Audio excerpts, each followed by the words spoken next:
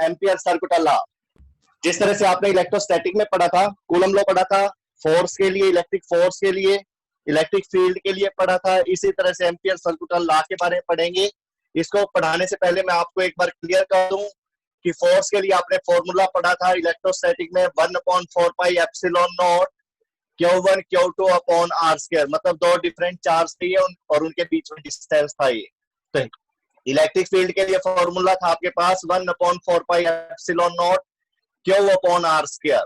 उसके बाद फ्लक्स के लिए फॉर्मूला था Q अपॉन एप्सिलॉन नॉट, और फ्लक्स की डेफिनेशन से जो फॉर्मूला था वो था E डॉट ds, या फिर आप इसको E डॉट da से भी लिख सकते हो। एरिया था ये आपके पास, सरफेस एरिया इंटीग्रल। तो इस तरह से आपके पास देखा जाए तो यहां से E डॉट ds वेक्टर थे ये आपके, और डॉट प्रोडक्ट लिया था, यू नो वेरी वेल, इसको आप कोस थीटा के साथ भी लिख सकते थे इस तरह से।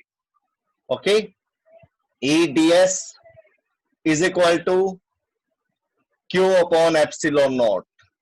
इस तरह से ये सारा का सारा आपने इलेक्ट्रोस्टैटिक में पढ़ा था। ये मैं क्यों रिकॉल कर रहा हूं, क्योंकि कूलम फोर्स में आपने इसके बारे में अच्छी तरह से पढ़ लिया था। But now the time of magnetic field, ये क्या था, इलेक्ट्रिक फील्ड के लिए बातें चल रही थी सारी। Now the time is magnetic field.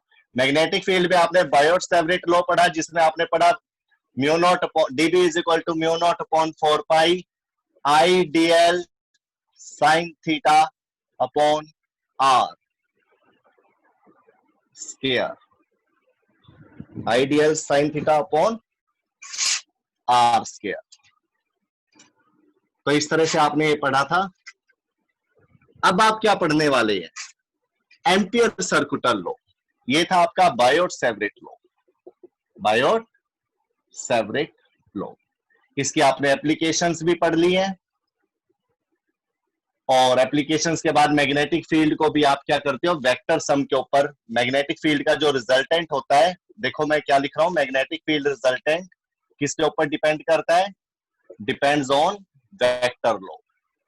Vector law पता है इस चीज का, वेक्टर लॉ का क्या होता है, जैसे कोई दो वेक्टर होते हैं, ये मान लो v1 v2, ये मैग्नेटिक फील्ड है और ये एंगल थीटा है, तो आपको इसका रिजल्टेंट कैसे निकालना पड़ेगा, b1 square plus b2 square plus 2b1 b2 cos theta under the root करके। तो इस तरह से आप इसका रिजल्टेंट निकालते हो, एंगल जो मर्जी हो दो वेक्टर के बीच में, इस तरह से आप वेक्टर लॉ का यूज करके इस तरह से इनको करते हो, सोल्व करते हो। तो एम्पियर सर्कुलर लॉ के बारे में आप पढ़ रहे हैं हम। आई होप सभी बच्चे कनेक्ट हो गए होंगे, और ये थोड़ा सा ब्रीफ डिस्कशन था about previous topics. Ampere circular law ये क्या है, जैसे आपका गॉस लॉ था इलेक्ट्रोस्टैटिक में आया, तो वो कूलम लॉ से ही था ना। इसी तरह से बायोट-सैवरेट लॉ की हेल्प से ही एम्पियर सर्कुलर लॉ बना। बायोट-सैवरेट लॉ क्या था, dB is equal to mu naught upon 4 pi I dl sine theta upon R square. ठीक है, कब अप्लाई कर रहे हैं, कैसे अप्लाई कर रहे हैं, एप्लीकेशन भी आपको पता है। एम्पियर सर्कुलर लॉ क्या कहता है, जैसे आपने बायोट-सैवरेट लॉ में एक स्टेट वायर ली थी, करंट कैरिंग स्टेट वायर, इसके बारे में आप क्या क्या जानते हो, एक लॉन्ग स्टेट वायर है करंट कैरिंग, और इसके अराउंड मैग्नेटिक फील्ड जनरेट हो जाता है, ऑटोमेटिक आ जाता है। और वो कौन से रूल से आप पता लगाते हो, बता सकते हैं कोई, which rule is used to find the magnetic field and direction, right hand palm rule. तो मैं यहाँ पे लिख देता हूं ताकि आपका जो भी आप देखो बेटा कर रहे हो वो आपको याद भी होना चाहिए। हम इस तरह से पढ़ाई करेंगे अपनी कि हमें बार बार बुक्स या फिर तैयारी ना करनी पड़े। तो राइट हैंड पाम रूल की हेल्प से आप क्या निकाल लोगे बेटा, मैग्नेटिक फील्ड और उसकी डायरेक्शन। ठीक है, और सर ने बताया था कि करंट कैरिंग कंडक्टर के चारों तरफ मैग्नेटिक फील्ड आ जाता है, और सर ने बताया था मैग्नेटिक फील्ड आ जाता है, और राइट हैंड पाम रूल ने बताया मैग्नेटिक फील्ड की डायरेक्शन बता दी थी। बायोट-सैवरेट लॉ ने मैग्नेटिक फील्ड कैलकुलेट करना सिखा दिया था, कैसे डिटरमाइन करेंगे। ठीक है, देखो ये सारे क्वेश्चन बनते जा रहे हैं आपके। तो यहां पर मैं मैग्नेटिक फील्ड ले लेता हूं। कैसे? मैग्नेटिक फील्ड कहाँ होगा? इसके अराउंड, यहां पर भी होगा, यहां पर भी होगा, यहां पर भी होगा। देखिए इस तरह से सारे जितने भी कंसेंट्रिक सर्कल्स बनेंगे सारी तरफ मैग्नेटिक फील्ड होगा। तो मैंने सोच लिया कि इस वायर से सपोज यहां तक ही है बस मेरे पास मैग्नेटिक फील्ड, इससे ज्यादा मैं ले ही नहीं रहा हूं, ना इससे कम ना इससे ज्यादा। कोई पॉइंट ले लिया जिसको पॉइंट पी बोल दिया आपने, और इस पी पॉइंट पर आपको मैग्नेटिक फील्ड कैलकुलेट करना है। ये सारा काम जो हम बायोट-सेवर्ट लॉ से कर रहे थे, हम अब एम्पियर सर्कुलर लॉ की हेल्प से भी करने की कोशिश करेंगे। और ये कहीं कहीं पर बहुत ज्यादा यूजफुल है, इसलिए आप इसका यूज करोगे और ये फटाफट से आपको आंसर दे देता है।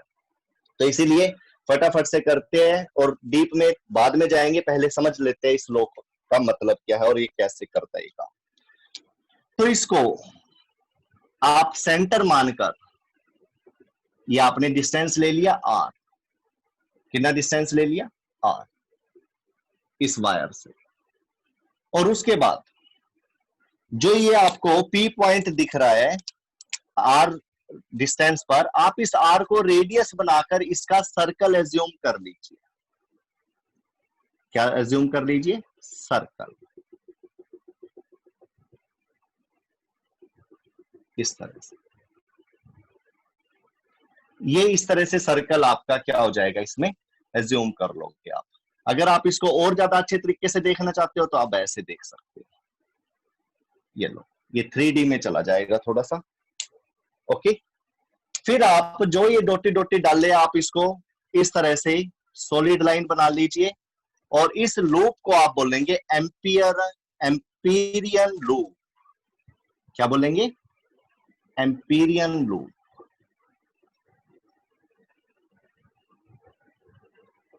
क्योंकि करंट की हेल्प से लूप आपने तैयार करा है और एम्पियर सर्कुलर लॉ बता रहा था, तो इसने एम्पीरियन लूप बोला। जैसे गॉसियन सरफेस बोलते थे उसके अंदर, इसने एम्पीरियन लूप नाम दे दिया। सर साफ नहीं दूसरी दिखाई दे रहा है। साफ नहीं दिखाई दे रहा? एक मिनट,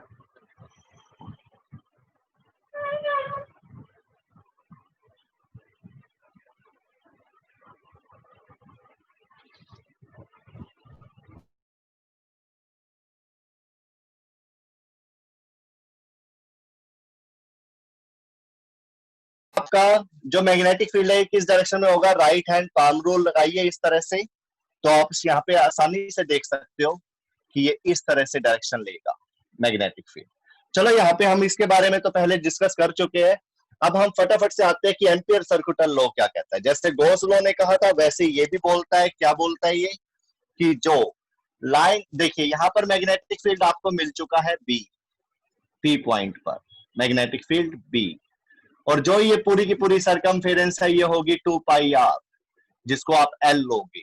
और थोड़ा सा अगर आप थोड़ा सा एलिमेंट लेंथ एलिमेंट ले लोगे तो ये बन जाएगा डीएल।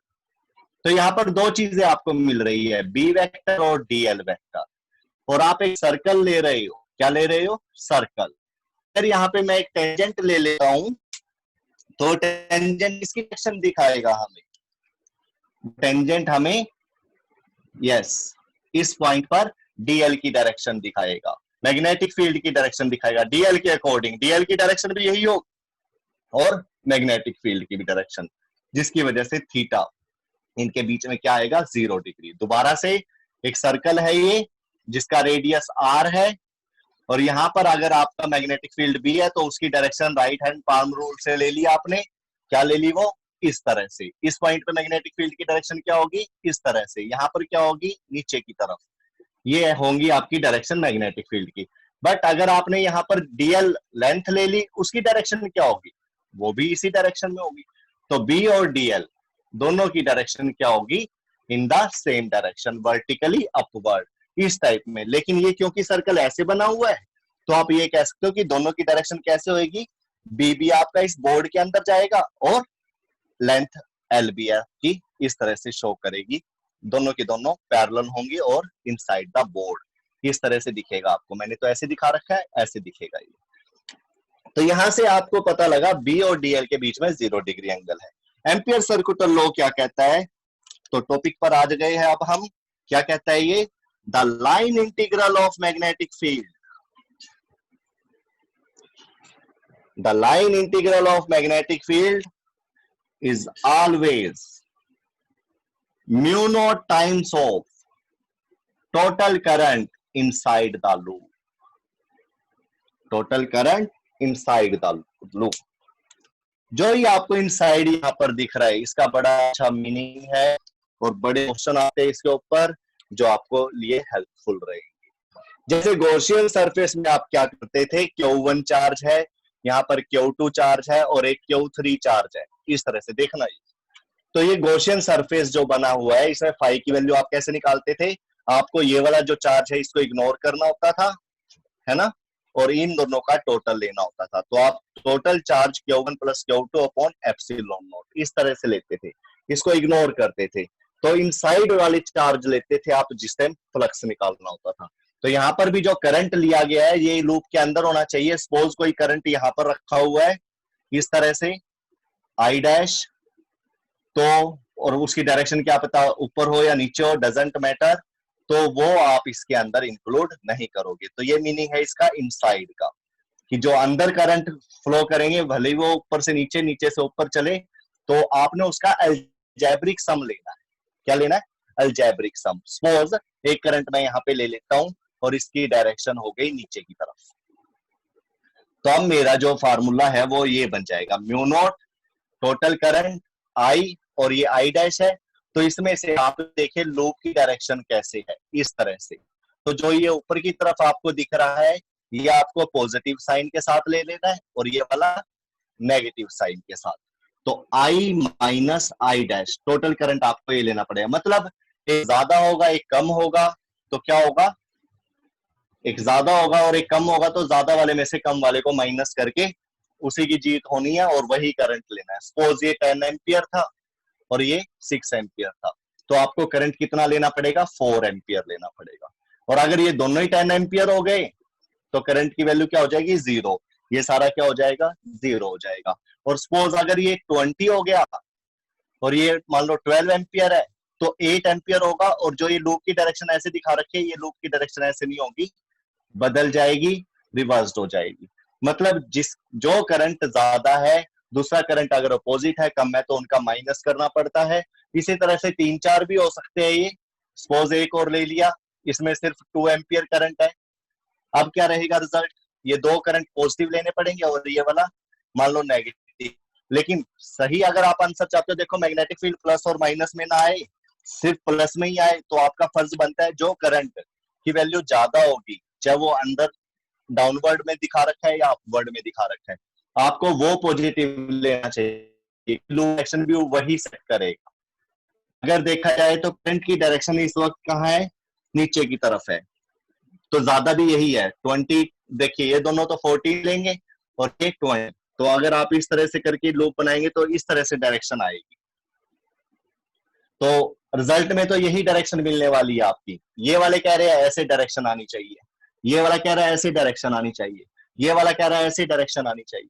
लेकिन इन दोनों की वैल्यू खत्म हो जाएगी और ना 20 एम्पियर काम करेगा, ना 12, ना 2 एम्पियर। इन सब का हिसाब होकर कितना एम्पियर काम करेगा, यहाँ पर कर रहा है 8 एम्पियर। ओके, तो ये था अगर आपके पास इनसाइड कई करंट आ जाए तो यहां से हम दोबारा से अपने टॉपिक पर आएंगे अब, कि अगर कोई करंट कैरिंग कंडक्टर है तो उसके चारों तरफ आपने एक लूप ले लेना है जिसको एम्पियरन लूप बोलेंगे, और उसके ऊपर जो मैग्नेटिक फील्ड है वो है B, सरकमफेरेंस उसकी आ गई है L, जिसको आपने क्या बोल दिया है 2 पाई R, 2 पाई R, 2 पाई R। तो L आपने लिया, B और DL बीच में एंगल थीटा 0 डिग्री, तो आप इसको क्या करेंगे, प्रूफ करेंगे। तो ये था आपका एम्पियर सर्कुलर लॉ। चलो करते हैं इसको, इसका प्रूफ क्या है, प्रूफ करेंगे इसको। तो सबसे पहले आपने ले लिया line integral of magnetic field, उसके बाद आप इसको क्या करेंगे, सोल्व करते जाएंगे। कैसे, B D L cos theta integration, ठीक है। उसके बाद फिर इसको सोल्व करेंगे। देखिए इसकी वैल्यू को इस तरह से लिख सकते हैं, और अब B D L cos theta की वैल्यू कितनी है, बी और डीएल में कितना एंगल है, दोनों के दोनों सेम डायरेक्शन में है, that's why 0 degree. Now be constant value है, सारी लूप पर कहीं भी पॉइंट ले लीजिए आप, सब पे उसकी डायरेक्शन क्या होती जा रही है, चेंज होती जा रही है, but the value of B is constant at everywhere. So you have to write B outside the integral and dl into cos 0 degree, you know very well cos 0 degree की वैल्यू 1 होती है और cos 90 degree की value 0 होती है। तो ये मैं क्यों बता रहा हूं आपको, cos 0 की 1 और cos 90 की 0, क्योंकि मेरे को अभी cos 90 की वैल्यू का यूज करना आगे।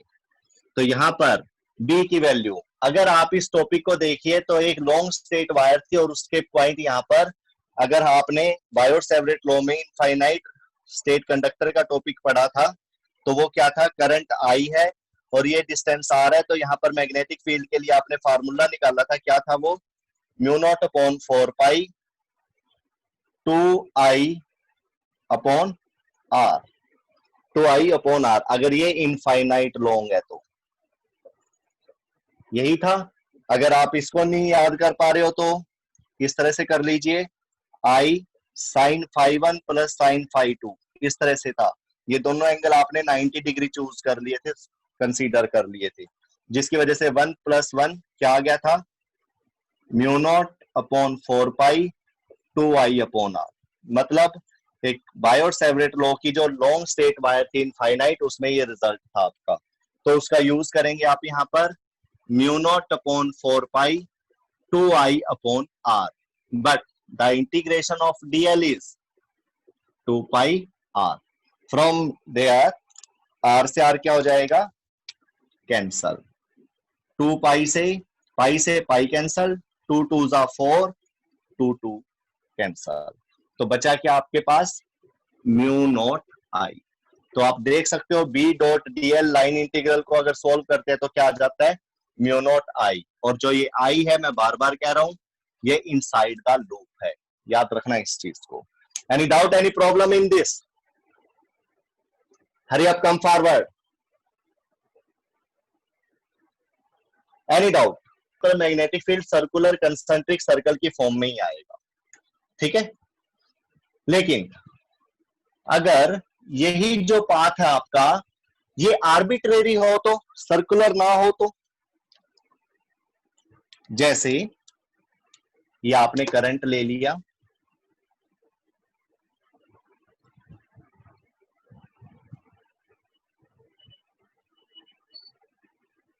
यहां पर जो पाथ है आपका वो आपने आर्बिट्रेरी ले लिया,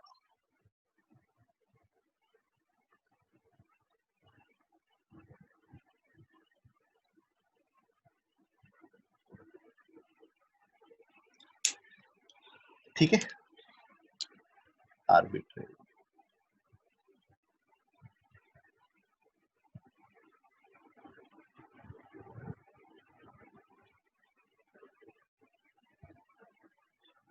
ये कोई वायर है, लॉन्ग स्ट्रेट वायर, जिसमें से करंट कितना आई फ्लो कर रहा है इस तरह से, ओके। अब बात ये आ जाती है कि इस लूप पर इसकी सरकमफेरेंस कैसे लोगे आप, एल तो ले नहीं सकते, और डिस्टेंस जो लोगे वो आएंगे अलग अलग सारे के सारे, देख लीजिए कैसे।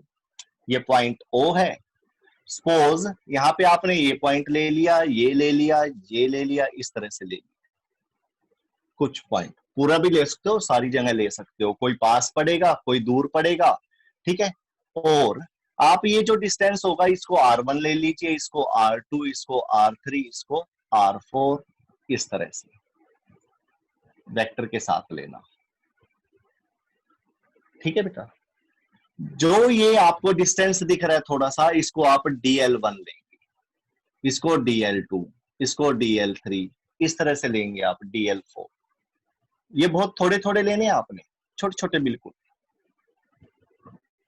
छोटे छोटे, DL1 DL2 DL3 बिल्कुल पास पास लेने हैं, बिल्कुल पास पास, ये दिखेंगे भी नहीं, बिल्कुल बाल से भी कम डिस्टेंस लेना है इनका।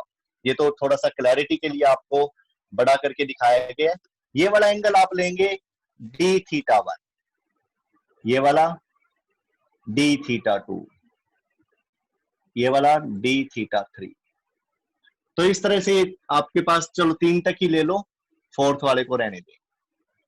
R1 R2 R3 d theta 1 d theta 2 d theta 3 and dl1 dl2 dl3।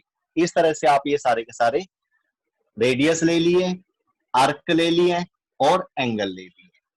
अब बात आ जाती है कि मेरे को इसकी हेल्प से आर्बिट्रेरी पाथ के लिए, किसके लिए? आर्बिट्रेरी। मतलब आर्बिट्रेरी का मतलब क्या होता है? जो यस चेंजेबल, उसका फिक्स नहीं होती वैल्यू, चेंज होती रहती है। ठीक है, आर्बिट्रेरी पाथ ले लिया आपने। तो एम्पियर सर्कुलर लॉ को आपने क्या करना है अब? यस, प्रूफ करना है। कैसे? टोटल इसका जो मैग्नेटिक फील्ड ले लिया आपने, बी ले लिया, लेंथ कितनी ले ली? एल ले ली, ठीक है, डीएल। ये था आपका एम्पियर सर्कुलर लॉ। ठीक है, इसी को आप सोल्व करेंगे। क्या करेंगे? सोल्व करेंगे। लेकिन इसको आप पार्ट्स में डिवाइड कर लो। किसमें? पार्ट्स में। इस B dot DL line integral को आप क्या लिख सकते हो? जो सिर्फ ये वाला केस है, dl1 और o वाला, r1 इसका डिस्टेंस है। तो यहां पर अगर आप देखोगे तो dl1 वाले केस में तो आपका जो यहां पर एम्पियर सर्कुलर लॉ लगेगा वो क्या लगेगा? b1 डॉट dl1 इंटीग्रेशन,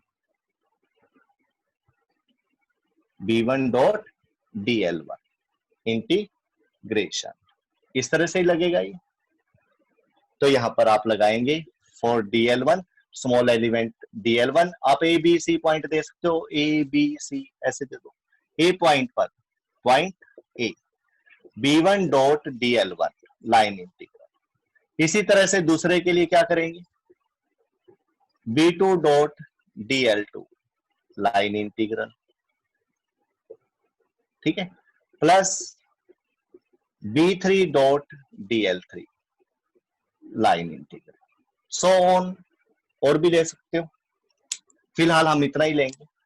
2-3 का कर लिया तो समझ लो सबका कर लिया, जितना मर्जी कर लेना, पूरे पे जहां से शुरू हुए थे वहां तक ही आ जाएंगे।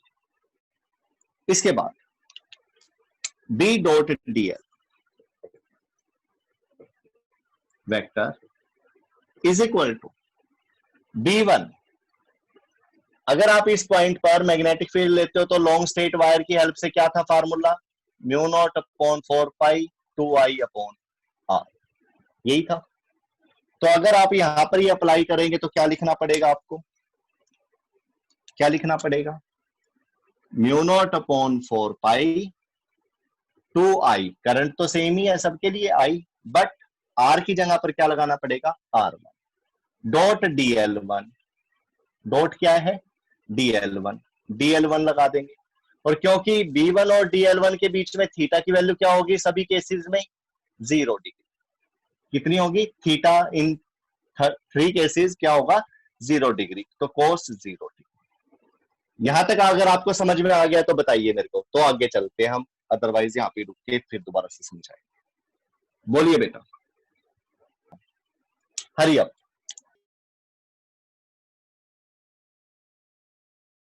इंटीग्रल इसके साथ रहेगा, dl2 रहेगा यहाँ पर और cos 0 डिग्री। और थर्ड केस में क्या होगा आपके पास? Mu naught upon 4 pi 2i upon r3 dl3 cos 0 degree. These 3 terms are in front of you। और अब आपको इसको सॉल्व करना है और सीधा आंसर आपके सामने आ जाएगा। तो यहाँ पर आप देखोगे कि कौन कौन सी टर्म बाहर आएगी।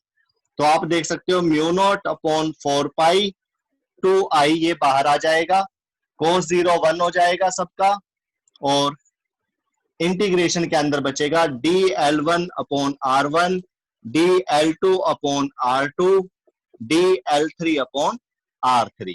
और आप देख सकते हो dl1 upon r1 dl2 upon जो भी है ये आपके आर्क अपॉन रेडियस है, arc upon radius. From there dl1 upon r1 ये किसके इक्वल होगा? d थीटा 1 के। dl2 अपॉन r2 ये किसके इक्वल होगा? d थीटा 2 के। और dl3 अपॉन r3 किसके इक्वल होगा? d थीटा 3 के। So now you have to put these value, mu naught upon 4 pi 2i integration D theta 1 plus D theta 2 plus D theta 3। अब आप मेरे को ये बताइए, थीटा 1 थीटा 2 थीटा 3 ये छोटे छोटे एंगल जो आपने ले रखे हैं, अगर ये सारे आप ले लो इस तरह से, तो ये टोटल कितना बनेगा angle? Hurry up, tell me fast.